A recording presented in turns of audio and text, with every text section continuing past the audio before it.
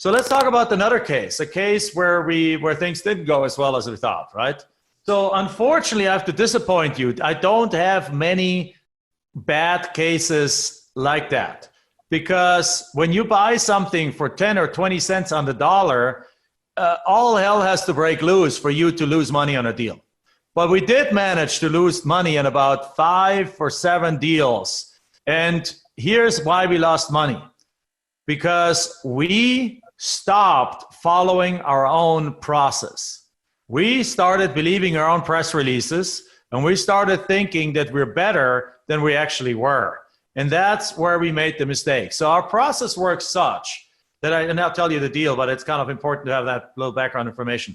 Our process works such that everything is designed such that you have the least amount of work up front, and you only do all the necessary detailed research once you have a deal under contract.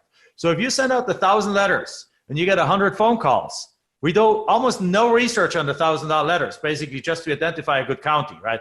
But then on the 100 people that call us, we do very minimal research, because just to figure out what the value is, then we make our offers, and then of those 100 offers, let's say we get 3 accepted, on those 3, we do a deep dive and figure out all the details.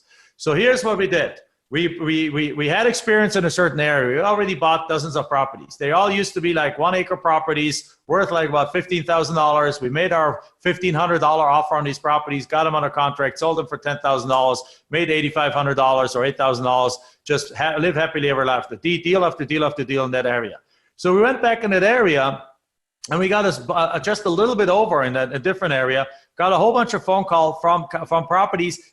Subdivision looks exactly like the same way. Houses everywhere, empty lots everywhere. It was like, great, wonderful. So we made our offers for these properties. We figured, okay, they're a little smaller, perhaps they're only worth $10,000, so let's offer like $800 on these properties. I got like 7 under contract, and then it's like, okay, great. We know the area already. We don't need to do any research. So we just went and bought these properties, paid $800 plus a little bit closing cost. In these kind of deals, we actually closed them without title companies. We did our own title searches, did our own document draw up, and we bought them for $800. And then we went and sold them. And what is our surprise? They're not buildable. Now, why the heck are they not buildable if we just bought plenty of them that were buildable? It's like, because they were only half an acre, and there's houses all over. It's like, how they're not buildable if right next door there's a house?